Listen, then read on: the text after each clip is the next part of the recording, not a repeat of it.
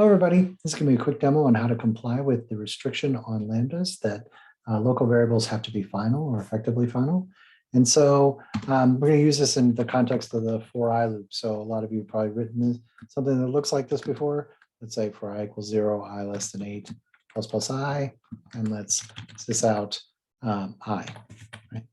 And so in this case, you can see they're printing out from 0 to 7 because I went up 2, but not including 8. I want you to imagine we want to turn this into a parallel program. And so what I'm going to do is I'm going to bust out one of these void fork loops, or void fork. I'm going to call void fork with a lambda that's going to print out I.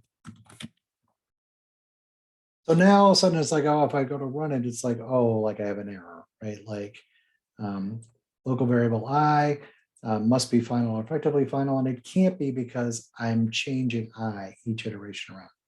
And so one of the things you can do is you can make a new variable, like underscore I, let's call it, that equals I.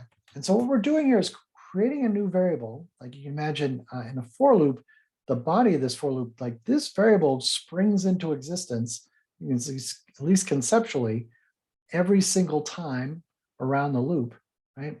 And so what I'm doing is I'm creating a new variable that's effectively final in this case, could be explicitly final if I wanted to, because it never changes.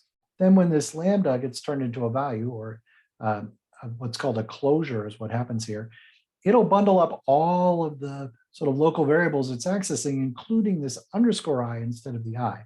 And it grabs the value of that at that moment when this happens, which is exactly what I want. It's got the correct value there. And so that's just an approach.